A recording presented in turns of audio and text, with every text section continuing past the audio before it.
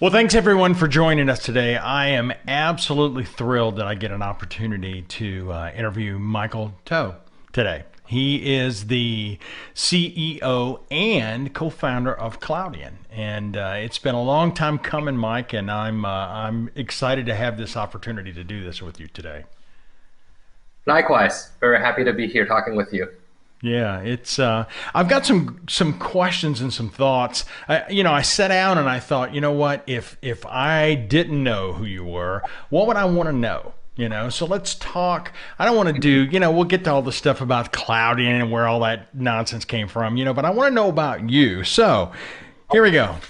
I got my Johnny Carson list going on here. Tell me where you grew up, country and city. Yeah, that's an interesting question. So I was born in a city called Tianjin in China. It's about 100 kilometers south of Beijing.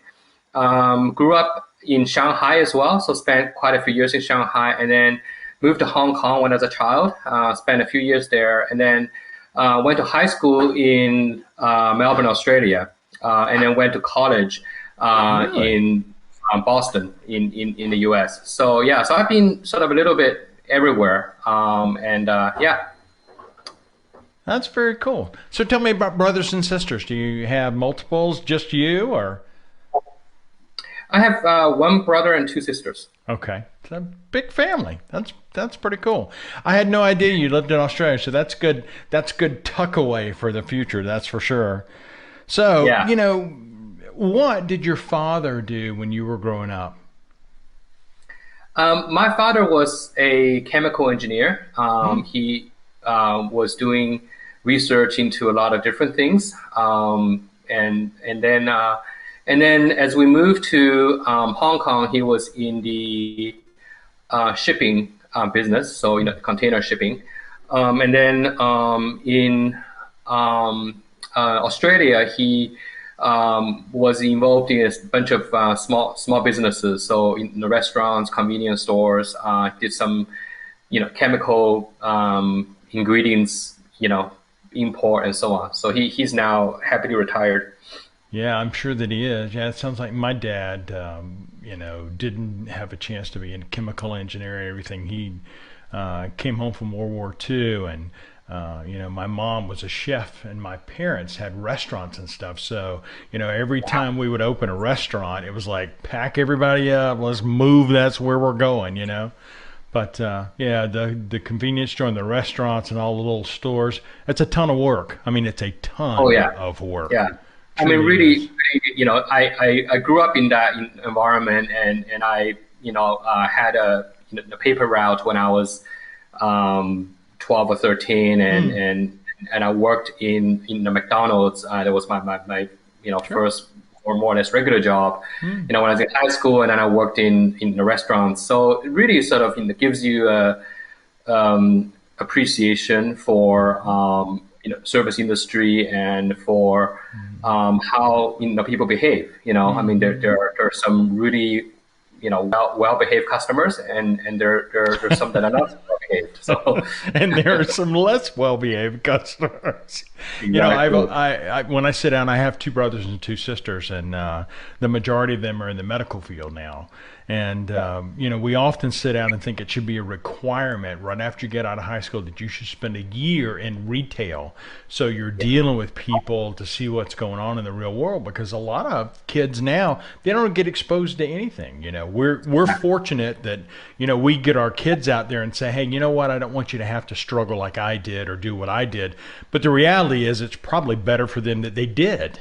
To Yeah. kind of see what's going on. Yeah. I totally agree with you. I mean, we have the same kind of conversations at home where we just say, look, like it should be mandatory that you go spend, the last summer between high school and a college. You should spend some time working, retail or Mm-hmm. service industry where you're dealing with people. Mm-hmm. I think you just learn so much about life and Yeah. and about people to people interactions, right? So. Mm-hmm.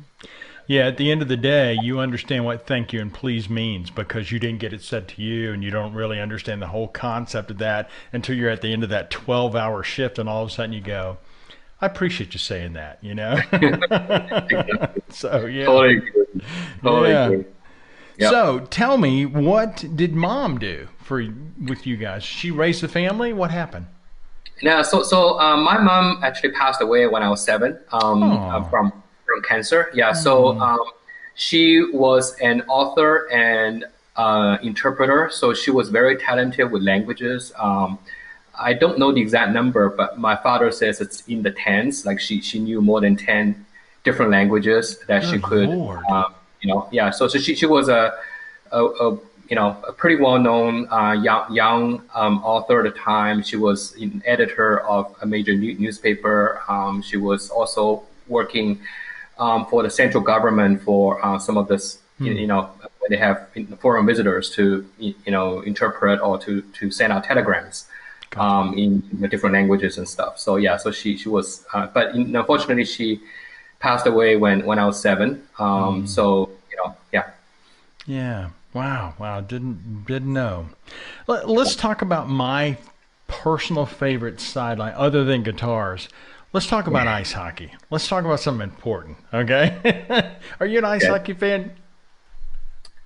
Did you say Are you an soccer? ice hockey fan? That's what we need to Ice know. hockey fan. Ice hockey fan. No, no, I'm not actually. All I right. never got into it. Interview's Yeah. over. Okay. All right. It's I'm over. done.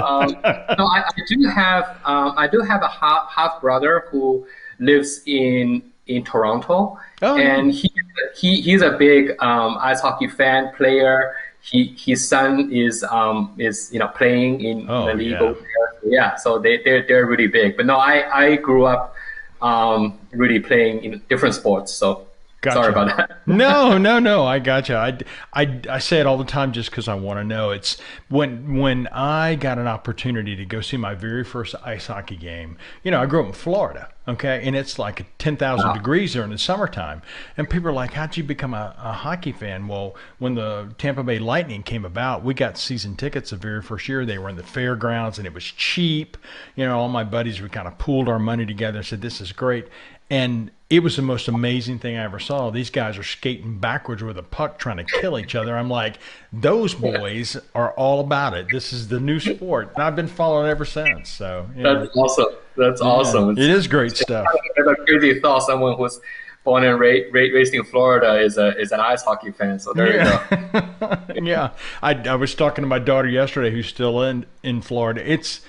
She describes the humidity, and I've moved there for years now. And let me tell you, open the door and it knocks you down. It's so hot. It's craziness. Pass. Yeah. Technical gadgets. What's your favorite technical gadget? That's a tough question because Mm. I like gadgets. And I would probably have to say the iPhone or the smartphone in sort of Mm. general. Mm. And I mean, and I look at it, it's a gadget that's really got the full intersection of decades of evolution in many different fields. Oh yeah. Somehow collided in the right time, right place. Everything's together in one place. What we're holding in our hands is more powerful than our PCs just a few years ago, and Hmm. more powerful than supercomputers like like a decade back, right? So I mean, Hmm. the amount of power and the amount of communications, right? The wireless networking, all this stuff, it all kind of came together. So I think that's the sort of for me, it's the most amazing gadget. But I can nominate a lot of other different Oh things, but yeah. they tend to be more single purpose than the smartphone, which just has so many different uses. No, that's well stated. I mean, there used to be a point in time, where the smartphone, they compared it to what sent the astronauts to the moon. Well, you could Yeah, send 50 astronauts to the moon with what we do every day on our phones. We right. we sit back and go, where's my phone? And then, my wife's like, call my phone. Call my phone. Right. I can't find my phone. I'm like, you're gonna be all right. No, call my phone. So Exactly. true. Good Yeah, thought. Yeah. yeah. All right. Let's move into the vacation arena. Okay. What's your coolest vacation that you have ever taken, and where was it, and why? Oh boy. Probably the coolest vacation, I would say vacations I've ever Mm. taken is I've taken 3 or 4 separate trips just along with my dad. Mm. and all those, happened when I was a little older, when I was working. And we were able to spend, a couple weeks so one trip was across, China, one trip across southern China, one trip across western China, another trip across US and Canada, and then later another trip across Europe. So you just go to a lot of these different places. And he's some of these places he's been before, some of these places he has never been before. So it's just, I guess I enjoy those, and those trips stand out for me because I didn't see a lot of my dad when I was growing up, because just the way it was happened. I mean, my mom died when I was young, so we were raised by our grandparents. So my dad was working in Tianjin, which is the city I was born in. Back then, people were not free to move, right? So you are assigned by the government where you are going to work. So that's where he's assigned. Seriously? And yeah, oh yeah. And my sister and I were raised by our grandparents in Shanghai. So we would hardly ever see our dad. And then of course when we moved to in Melbourne, he was involved in these small in the businesses, and that as it takes up a lot of your time. Gosh, so yes. So when everybody else is out kind of celebrating with their family, my dad would be working, right? So we actually not see a lot of him. So and he went through a lot in his life, right? He has a very interesting life story, and it's just really great to learn from him, and spending time alone and having great scenery and great food and great wines as like the backdrop. It's really great. It's really fun to do that. So. What awesome memories. That's really cool, Mike. Thanks for sharing that. Yeah, I tell you, the time with family, people don't understand how you can't replace that. That's really cool. I'm glad you got to do that. Yeah. What do you drive? I've been driving a Tesla Model S. Nice. I'm on my second one now. Okay. Big fan, I take it, yeah? Yeah. Cool. It's a great car, and what I love about it, it's kind of like a software-defined car, right? Because the whole it's crazy. If it's the whole idea is, rather than build a really big sort of battery, you use a bunch of sort of commodity laptop batteries, and you use software to link it all together, so it presents as a single big battery. And what that allows you to do is to be able to charge really quickly, because you're charging all these small batteries at the same time, as opposed to having like one really big battery, and if you try to put a lot of power through it, it's going to get hot, right? But if you have this sort of distributed, then it's a lot easier. And if one of those fails, then you don't care, because you have 1,000 of them or a few thousand of them. So if one fails, so it's very similar to actually what in the Cloudian does, right? We do this. Just going there. Just doing this with the battery technology. Sure. And it's literally just computer on wheels, right? So it's a car that gets software updates every couple of weeks, and you are every now and then you might get a freeze, and you need to reboot your car even when you're driving, and all that works. So it's like a computer, with wheels. So what is there not to like for someone who? Yeah, roger that. Yeah, for a total geek. I'm with you. Yeah. Well, that's really cool. Yeah, my youngest son, is all about having one, and I've never even, just me personally, I'm a really big guy. I'm 6'7". So, for me, I don't even want to sit in it. If it's not an F-250 or bigger, I don't need it, but they're so cool. That's really interesting. Yeah, that's really interesting. Wow. Yeah. Favorite meal, if you were going to go in the kitchen today and you could make whatever you want for lunch or dinner, what are you going to make? Well, I guess if time is not of the essence, I will make a beef Wellington. No kidding. Now, do you cook that well, Mike, that you could roll that baby out? I do. I'm always finding ways to do it better, but it's taking me quite a few goes to really kind of get to a point where I feel I can do it pretty well. So yes, nice. I do like it. It's a lot of engineering, actually. Yeah. Trust. There's a lot of kitchen ethics in there too, man. Yeah. Yeah, that's right. And you really can't skip a lot of the steps. So it's Yeah. actually pretty cool. How Yeah. cool. That very nice.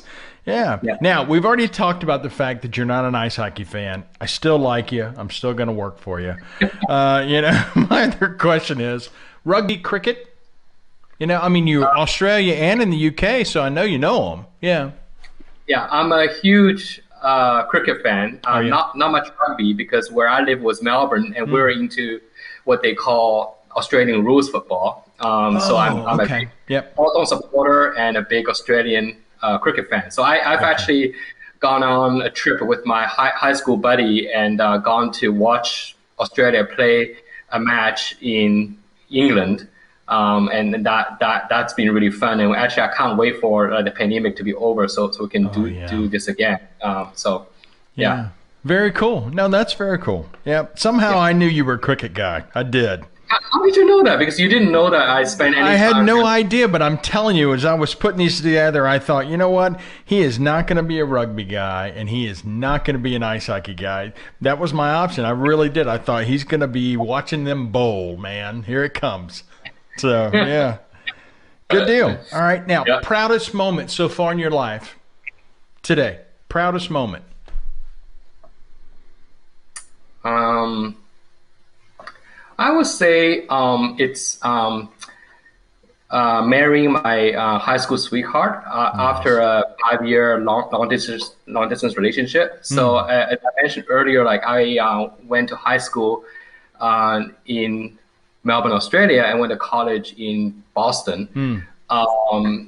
Wasn't exactly planned, but anyway, so I ended up in Boston, and so we endured a 5 year long distance relationship, and we didn't really have a lot of money at the time, so we hardly had any time to we wrote a lot of letters, and even for email at that time, my fiance or the girlfriend at the time, she actually studied commerce, and she ended up with an IT major because the only way for her to get an email account back then was to take an IT class every That is awesome. quarter, right? Semester. She ended up with something she completely has zero interest in, but she just had to do that to get an email account. So we can do awesome. that. So anyway, so for me, I find that is the most proud achievement, right? That the most it's a moment that when you're going through the long distance relationship and going through college, it seemed like you was never going to get there. It was so long. Oh, yeah. And of course, if you look at what all the things I really treasure the most today, I mean she's the source of all of those things, love, family, kids, right? So yeah.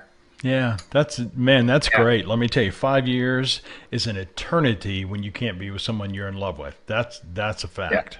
That's a fact. And I just still remember when so we got married in Melbourne after about 9 months after I graduated out of college. So so I was flying back for my own wedding, and I was flying back with a buddy who was one of the best men, and I was talking to him on an airplane. So you know what, I'm normally not really afraid to be on a plane, but right now I feel like if something happened to us on this plane, I'll be so mad, right? Because it was even kind of like a bigger deal than graduating from all this stuff. It's like I'm about to get to the most proud moment of my life, and if it happened to me on a plane, I'll be so angry. Yeah, I was gonna say normally it doesn't matter. Today I've actually got a lot of stuff teetering on this right now. Exactly. I hear you. Wow, that's really cool. And let me tell you, anybody who's going to change their major to get an email account, man, that's rock star love right there. That's awesome. Yeah, no, she ended up with a minor in IT, and I remember like back then, I mean, she would, we would, get to talk maybe one day a week, and only for like 10 minutes, because AT&T back then was charging something like $2 a minute, right? And there wasn't any choices. Yeah, so it was horrible. I mean, it was time that now we look back, and I mean that was a lot harder back then than you would be now. So. Yeah, I remember the very first, I started my career at IBM, and the very first cell phone I ever had was a bag phone. Okay. Well, that thing weighed like 40 pounds and it had every bit of like 5 minutes of talk time, you know? And you Yeah, think about now, that, I mean, I've got my iPhone that I live by, but yeah, aside from that, back then it was like 5 minutes. It had to be critical. And if you got to carry the bag phone for the weekend, I mean, you were like yeah. walking You're on in water, good. brother. Yeah, Yeah, you were it. So that's crazy. two that's bucks a cool. minute. Yeah, yeah. Yeah. Okay. Now, I'm going to skip this question and move down one. Do you keep a journal, Mike? No, I don't. No. Yeah. No, Just I never don't. No. desire to do it. Okay. I've done it a little bit when I was younger, and it's just it's hard to do, right? It's Yep. hard to keep the discipline to do that. I do Hmm. save a lot of stuff in email and Yep. files and data, but I don't like specifically write down a journal Hmm. every day. Hmm. Yeah, I've turned into an Evernote person, and I clip and push everything in there because I thought at one point in time, because my wife journals, I mean, I don't know where she finds the time, but I mean, you go in there and there'll be like piles of books. I said, what are those? Just thoughts. I'm like, oh my God, don't we have computers, honey? Right? So, but yeah, Yeah. it's never something I could do. And now, obviously, you're an iPhone guy, right? Yes, Yeah. correct. Okay. Yeah, that's Yes. good. Now, Yeah. country or rock and roll or something different?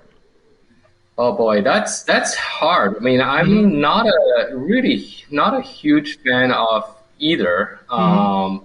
I guess if you make me pick, I would pick rock and roll. Okay. Yeah, What do you like to listen to? I mainly like in the vocal stuff. So I Okay. like Yeah. yeah, like kind of more just kind of regular you know vocal stuff that's kind of across different genres. Okay. Well, Yeah, one of my personal. How about Sinatra? Do you like Sinatra? yeah, I do. I do. I'm I a like Sinatra. huge All Sinatra fan. Yeah. right. Yeah. Yeah. Yeah, I mean, I'm kind of a little bit, recently I'm more kind of my older daughter is really into K-pop, so Okay. she's kind of Yeah. she's kind of sharing her, her sort of playlist with me, and I'm kind of hearing, and it's pretty good, Yeah. So, but That yeah, but those kids have got a license to print money. They walk in the building and people just like throw 20s at them. It's crazy. Yeah, they're popular. yeah. Oh my Lord, they're popular. Oh yeah, and they're very good and very polished. But yeah, Yeah. I'm pretty much like I kind of listen to. I'm the kind of guy that when I'm in a car and with other people, Hmm. I generally have them pick what to play. Okay. If I'm in a car by myself, I'm generally listening to the news or to some to some sort of podcast or something. Hmm. Yeah. Gotcha. Gotcha. Okay. Yeah, and that's one of the questions that I have here in just a sec. Mustard or ketchup? Mustard or Of course, ketchup? we both, but if I would choose one, of course, it would be ketchup. Okay. What tastes good with ketchup, right? Yeah. Everything, man. Yeah, everything. That's right. Everything. Cool. Yeah. What's the last book you read? The last book I read, it's it's a book called Getting More. Oh, okay. It's a book on the art of negotiation. Okay. And it's interesting because really about it's not about kind of getting like the better situation, getting like the upper hand. The true art of negotiation is to establish commonality with the person that you're talking to and reach a point where you're actually expanding the pie, and then so you can each take what you want, as opposed to trying to say, okay, here's a limited pie, and let's figure out like who's going to get more, who's going to less. But if you can create more, then everybody gets more, right? Gotcha. So that's really, yeah, it's a That's really very good. interesting. Yeah. Yeah. I think every day is a negotiation, I mean, of some type. not, every conversation, but every day, it's like, what am I going to work out with this? How am I going to do this? What time slice am I giving this? So that's interesting. Yeah, Yeah. If everybody gets a bigger pie total, then everybody is going to get more. That's cool. exactly. And people are naturally in, problem solvers, right? A lot of people we Yeah. deal with are problem solvers. So if you can frame the problem of how can we both get more, right? How can we redefine the problem so we can both get more, then you're at least aligned. And it's amazing when you're aligned, people are a lot more agreeable as opposed to, yeah. So, and I agree with you. I mean, the way that book, illustrates things is that it looks at, everyday, very small kind of situations, and they, kind of illustrate that, see, that's something that if you ask the right way, then you're more likely to get, but what you want without the other person feeling that like they've done you a favor or they've given you something. I mean, they feel like they've won too. So Yeah, everybody wants to feel like they came out whole, and I think if that's, I think that's the real art to that, is that at the end of the day, I feel like I did good. You feel like you did good. We're both happy. So why not? Let's do this. I get it. Yeah, that's really cool. I like that a ton.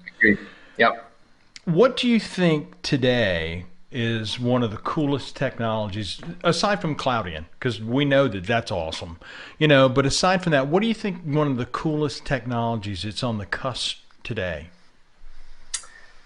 That's a tough one. I mean, I have a broad interest and I love a lot of things. I would say I would think of it in kind of from small things to really big things, right? So small things wise, I think everything with life, in biotech, stem cells, which is kind of like the wild card of life, right?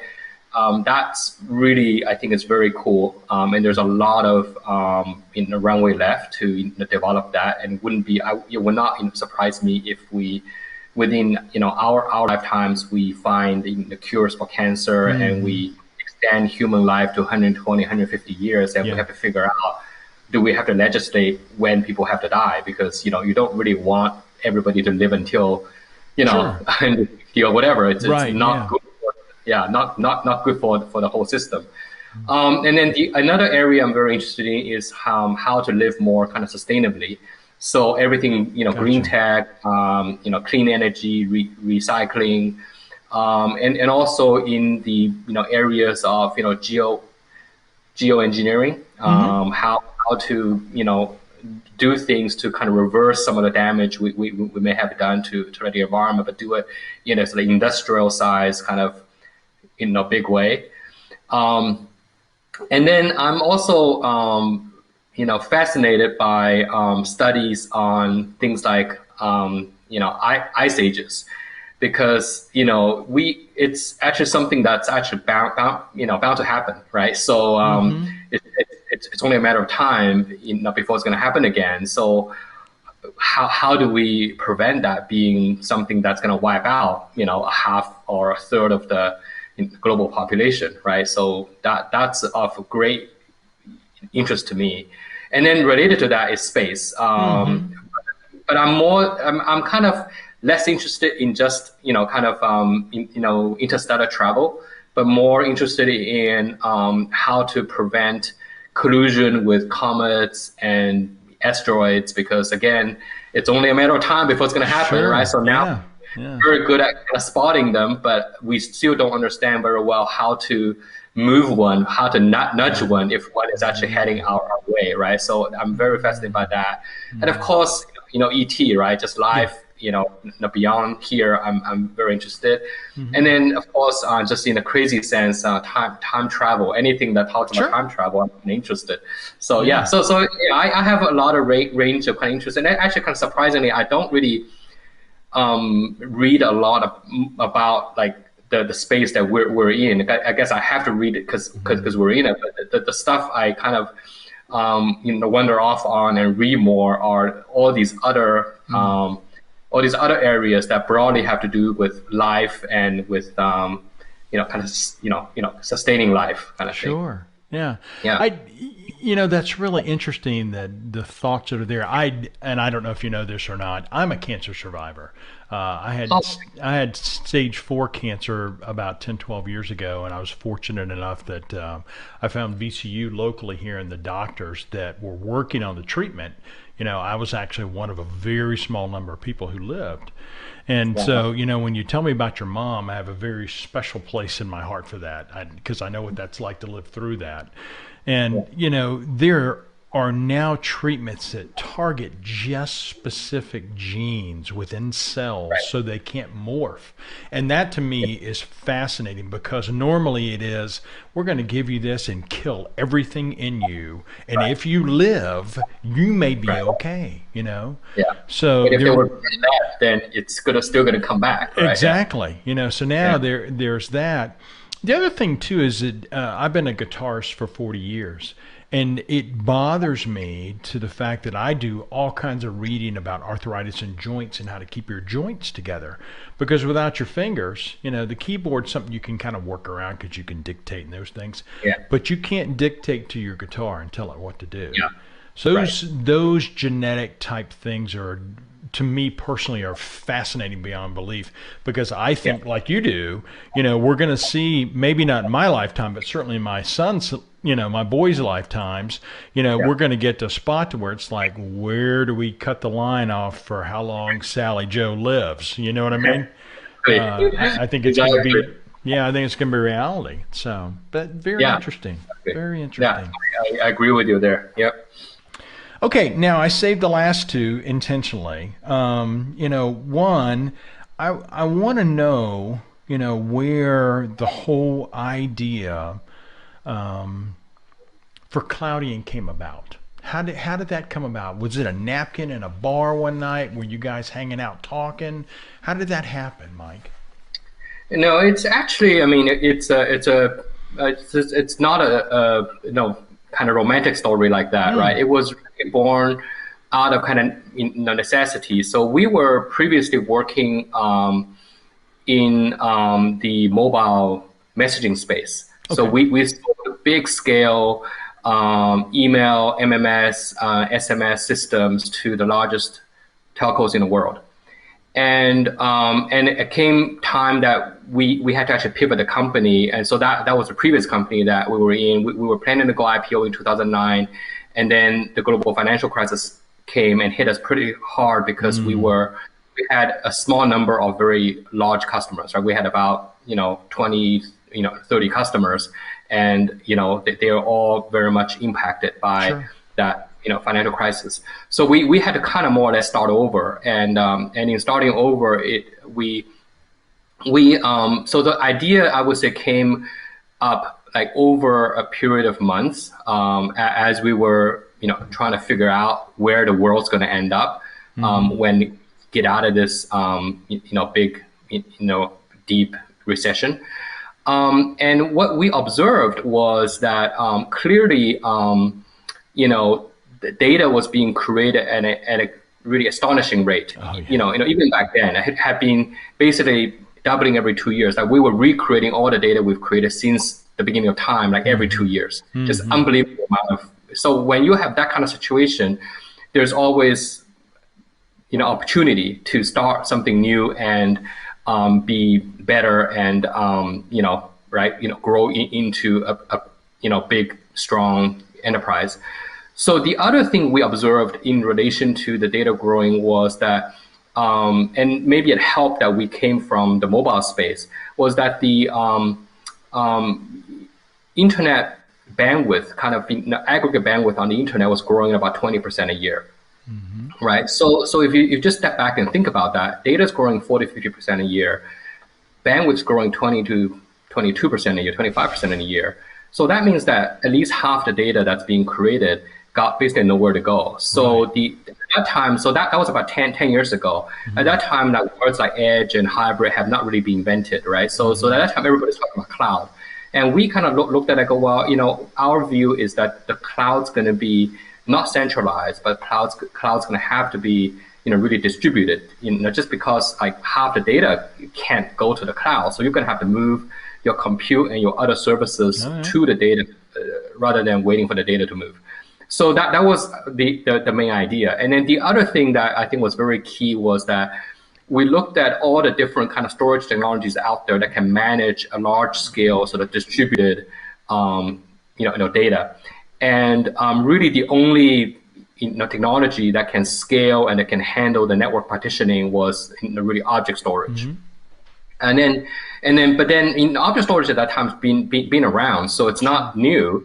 But why hasn't it really taken off? And we sort of came to the conclusion that no new kind of storage technology can really take off without an industry standard, right? So there has to be something like a kind of NFS, right? So what's going to be the next NFS? And we as a company bet on Amazon S3 API to be that next thing. So it was really three things, right? One was the fact that we saw there was just a mismatch between data creation and the amount of bandwidth. And two was to look at, okay, with that, you need to bring the cloud to the data, and you need all the hybrid features to be able to move data around. And then three is that you need a standard API that we're going to be fully kind of behind, and we're going to build, the most compatible, storage solution, right? That scales, right? Mm-hmm. So that was really the way. So it was not kind of like one day we just go, kind of aha. It was over a period of time and thinking it through, and a lot of people contributed to that. Mm-hmm. Yeah, I know. Just in the 2 years that I've known about everything that Cloudian has done, and the immutable storage and object lock and all those things, from the very first time I saw it when I was with Veeam, me and a couple of the guys there kind of went, this is where we're going. This is going to be cool, and it's turned out to be that and then some, so much so that here I am with you now, but it's one of those kind of technologies that you just don't think about it. It's like, what are these? Well, now these earbuds that used to be headphones, now I can do more with these and get better noise canceling out of this than I ever could with the $500 pair of Bose. Exactly. Yeah. Right. Yeah. So I mean, it's headed down the path, and I don't think that I would even be kind of off base in saying that, Cloudian is certainly in the direction to be the leader of all that moves forward. And interesting story. Thanks for sharing that. Yeah, and I think the other thing about this is that this is the kind of area where architecture and mileage on the code actually really matters, because there's no clean solution to solving a big scale problem. A lot of people say, "Oh, gee, you were ahead on the Amazon API stuff, but everybody else is going to catch up." Mm-hmm. Well, yes and no, because one, Amazon's moving, right? So they're actually adding stuff all the time. But two, it's not about just implementing a protocol. It's like, if I ask you to implement, the Amazon APIs on like a laptop, it's pretty easy. Mm-hmm. But to implement it across like thousands across multiple data centers, still make sure the APIs behave in a way that you expect to.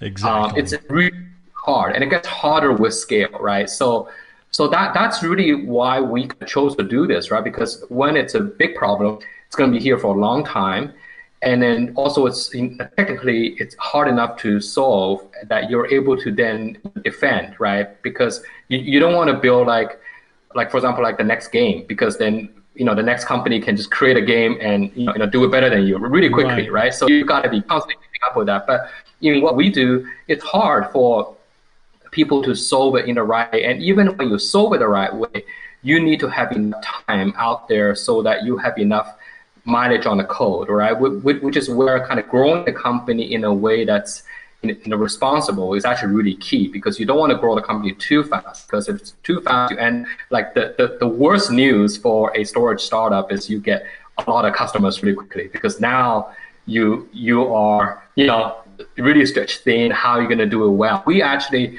took a very deliberate approach where we stuck with only 2 or 3 really important and main kind of customers for us in the first 3 years of the company's life. We just wanted to make sure the product works really well. So when it came time to roll out and expand our sales team, we of course still had some product. Our product coming out of the gate will win 80-90% of POCs that we get into, right? Because the product has had that caring and mileage and time on it, right? So. Yeah, no, it's noticeable. It's gotten to the spot now to where when, I see the different updates and things that we do, they are all very tested. They've been dropped in place because they are time tested going forward. It's not like guys in development get on the phone and go, "Hey, Mike, we're going to throw this out today." No, it wasn't like that. We've been working on this for months and testing to verify that it's valuable. And this is what customers are looking for. And here we are. So.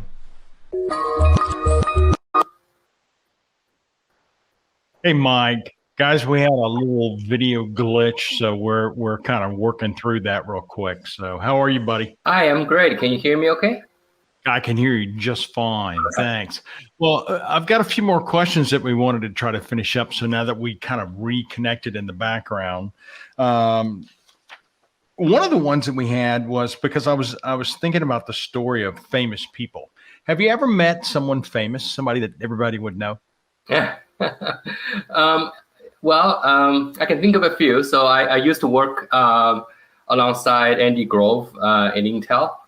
So that no kidding. That was, he's a very inspiring man, and and then the others I can think of are if you're a tech, you might know. So Dr. David Clark, who is the inventor. No kidding. Yeah, he was my thesis advisor. So he's the inventor of TCP/IP. So wow. So he's a very famous guy. And then for folks that are a little bit older, you might know. What are you saying, Mike? A guy named Fernando Corbeto, who was the inventor of a system called Motix, which is the first time-sharing system built for computers. So that was the system used to allow all the mainframes to be time-shared across different people and all so on. So he was my internship advisor when I was in school, to be able to work and meet with people like these three that I mentioned that that you have read about and you read their papers or read their books, and to work with them live is just a real inspiration. That's really cool. I have met musicians out the wazoo, building guitars and being a guitarist and all that stuff. But the very first really, I think, famous person that I met, I was on an L-1011, if you remember those beasts, flying to Los Angeles. Okay. And I kept looking at this guy of first class because I had gotten moved up, but I was like in the pre-drawn curtain area where they could kind of see you and you couldn't really go in first class because that was like a no-no. Mm. It was Ed McMahon from The Tonight Show sitting up there with his wife. Yeah, and I walked up there and handed him my ticket stub and I said, I would love to get your autograph. He was the nicest guy. I mean, the nicest guy. And my only other person that wasn't a rock and roll was Pete Rose. I met him in an airport, and he was not the nicest guy I'd ever met. He was a little jaded, I think, about everything that's going on. Yeah, now that you mentioned that, it's kind of got me thinking again. I've met, for those that are into following Australian cricket, there's people like. So I met Mark Taylor, Adam Border, in the flesh. Yeah, Murph Hughes. All those guys. Yep. It's good stuff. Oh, I go through hockey players too. Merrill Lemieux, Yager, all those guys that you don't know anything about. Yeah, I got you. Yeah. I have a couple of questions that popped in. One of the ones that I thought was kind of interesting, it says, how do you feel ransomware has shaped our world, Mike, right now? How do you think it's changed things for us? Yeah, it's interesting, right? I mean, kidnapping have been around, I think, for thousands of years. Yeah. And it's now just become sort of digital and become a lot more sort of efficient, a lot lower personal risk for the people doing the crime. I think, It's interesting. I mean, I think with this new wave that's starting to happen and it continues to get kind of bigger, what we're seeing is that all this sort of digital transformation that we've been doing has really made us more vulnerable, right? So there's a lot of fragility of our overall infrastructure. And clearly, data is the most valuable thing these days. And a lot of our security to date, a lot of the efforts have been focused on intrusion prevention. But now I think data protection is really central, right? So the idea of having backups that cannot be modified, that's fully protected, and keeping snapshots of your data throughout time is really kind of become something that just everybody's got to do. It's not really optional anymore. And the other thing I think about this is that we need to think about ransomware.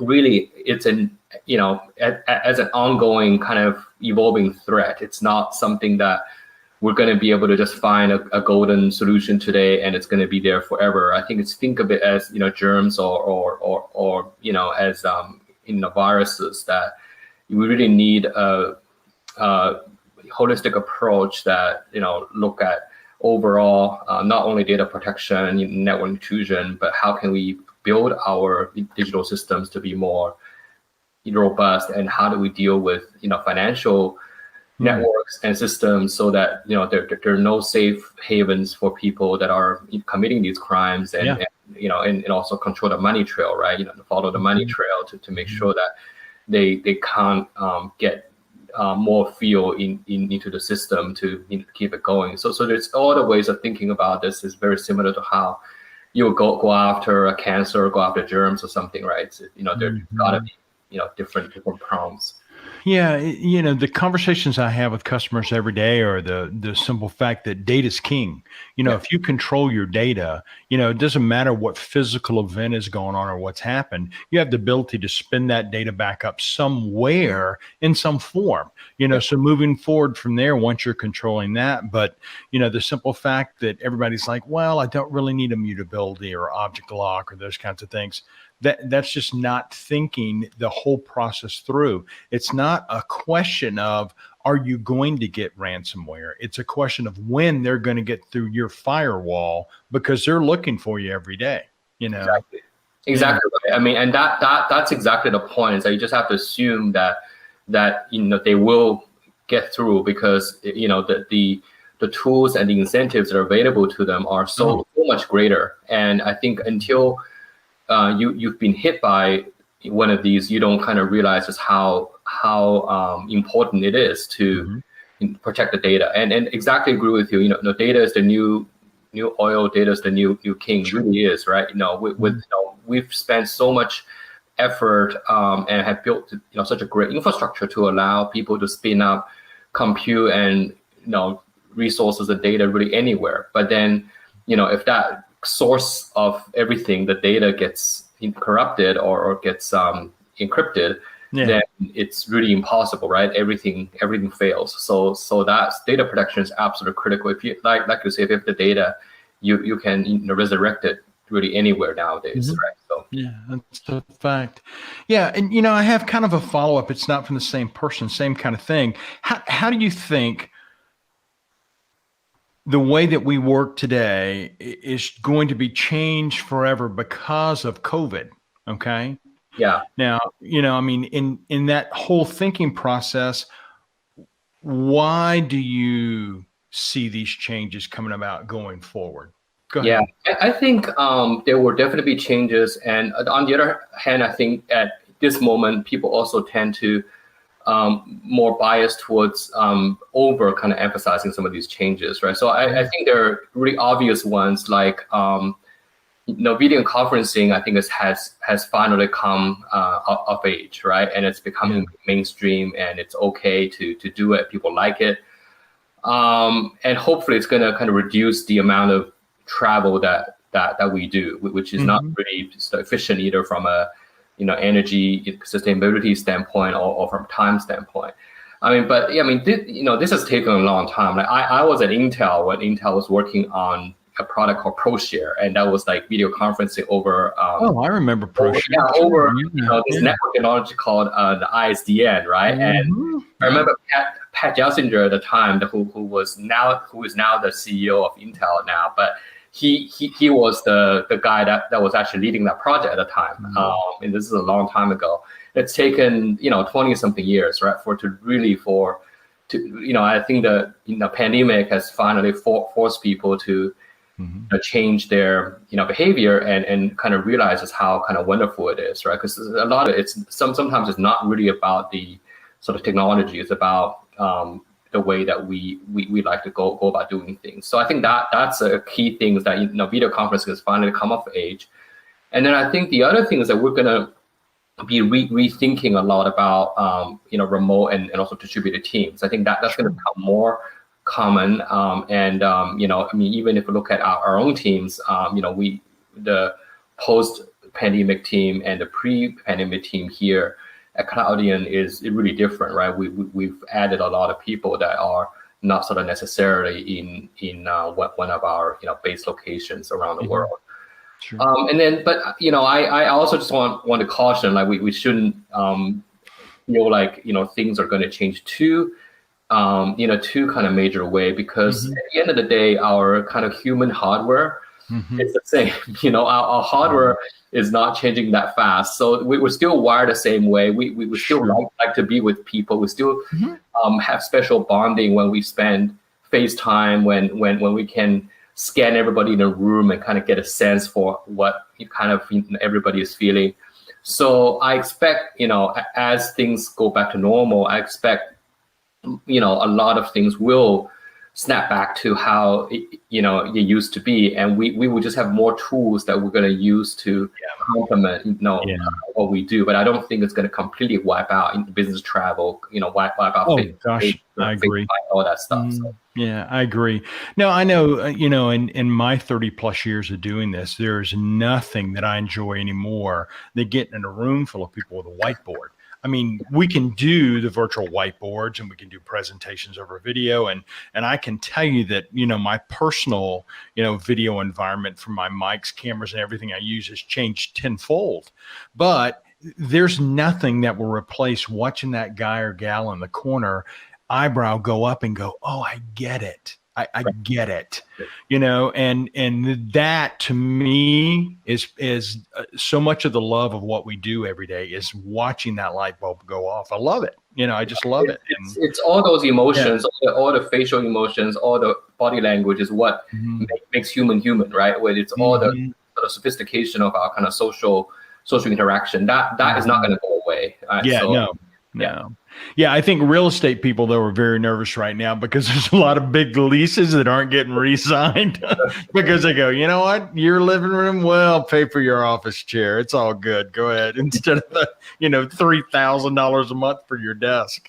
Right. So, okay, let's see what we've got here. We've got...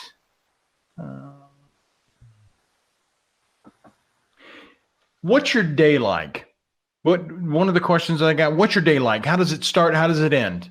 Yeah. So my day starts with, I sometimes, talk to my kids, and when they're younger, they're like, Dad, all you do is email all day, right? It's like, do they pay you for that? It's like, I can read my kids are like, I can read my email and I don't even get paid for that. So, well, my day starts, my day starts in the morning looking at, emails, mostly from East Coast and from Europe. I mean, we're really very global, so we have just inputs from everywhere. So I look at my emails, I look at Slack, and Slack is where we have a lot of channels, whether people have questions, whether we may have customers are having issues.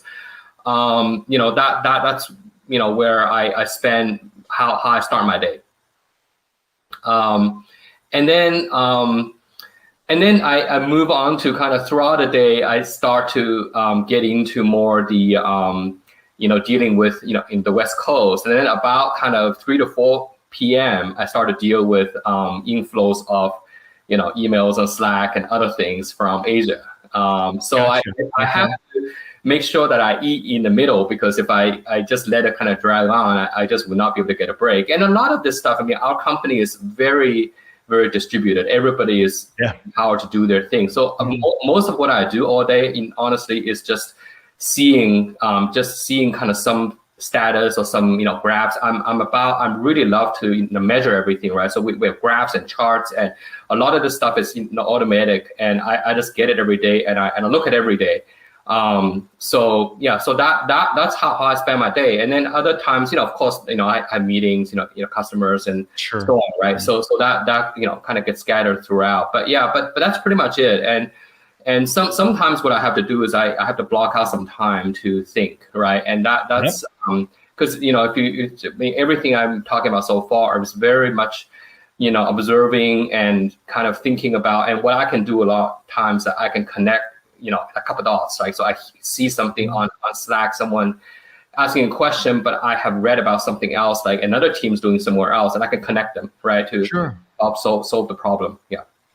Yeah, and see, I think that's one of the most interesting things about your role, Mike, for what you do, because everybody wants to talk to you. I mean, everybody wants to have a conversation because we've got this idea, or Sally said this and Jim Bob said this, and it's all important, and he's got to bless it, and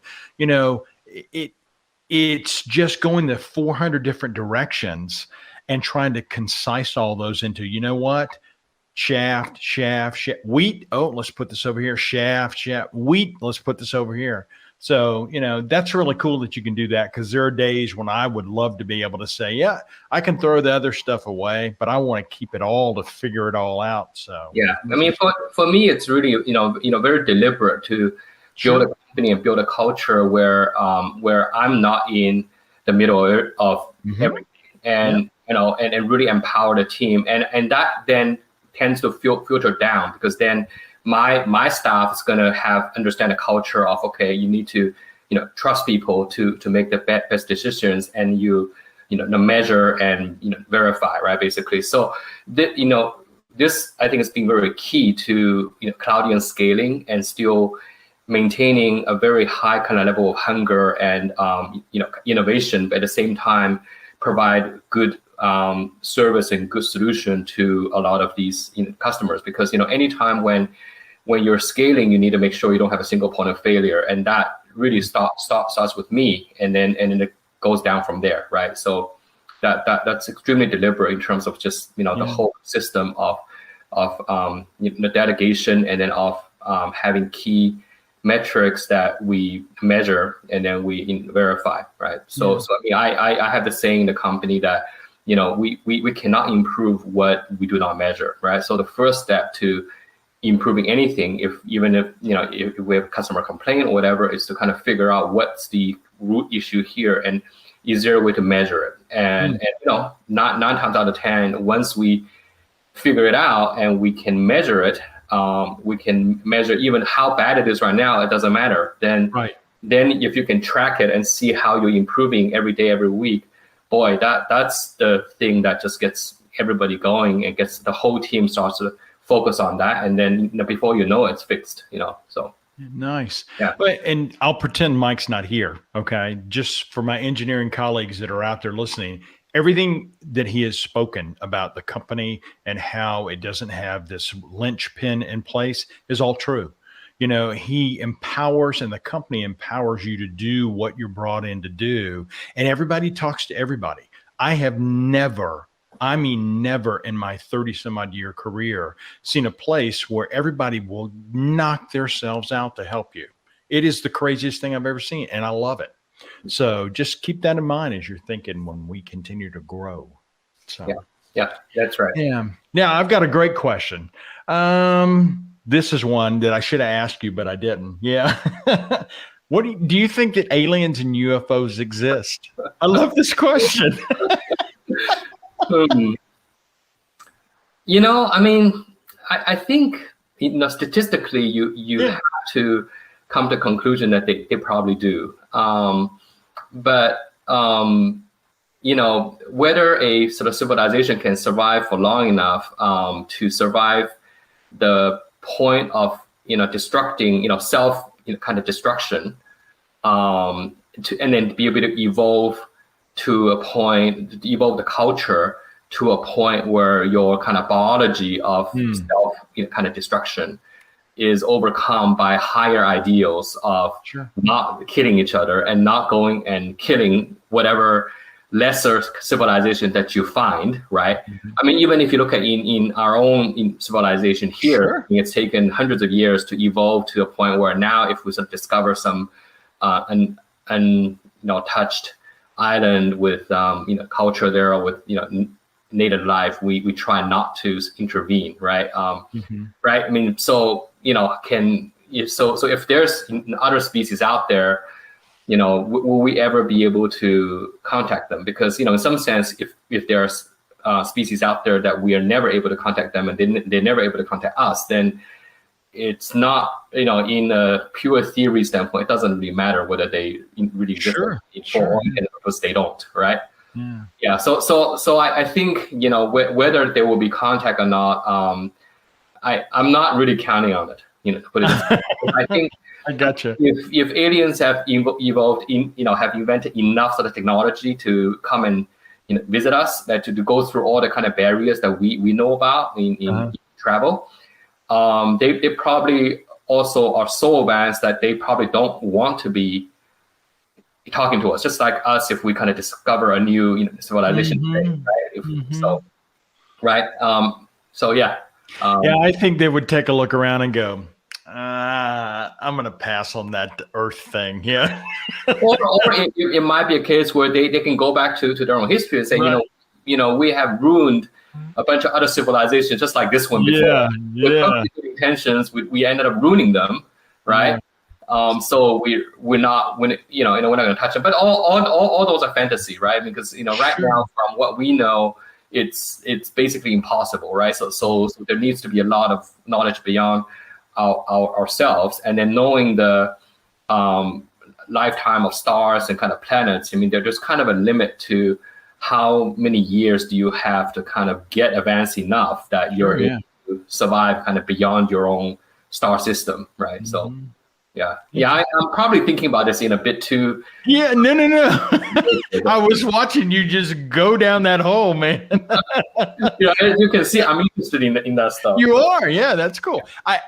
My personal take on that is that I think that it's too vast and it's too. When you sit up at night and look at the stars, and see what's there, to think that we are the only people that exist in all of that, I just don't think so. I think there are others out there. I don't know that, there's a big cover up from Area 51 or anything. I don't know that all that is real or not, but I think there are other people out there. I think there are other people out there. Well, I want to be very much conscious of the time, that everybody spent chatting with us today. And thank you guys for the questions and the time. I'm sure there'll be another time when we get a chance to chat. Mike, I've enjoyed this very much. So likewise. I think you have another job we can do on the side. Very well, man. Okay. So anyway, I'm the Vanimal, and this is Mike, and we've enjoyed it this afternoon. You guys take care, and we'll see you on our next interview. All right. Thanks, everyone. Bye. Bye.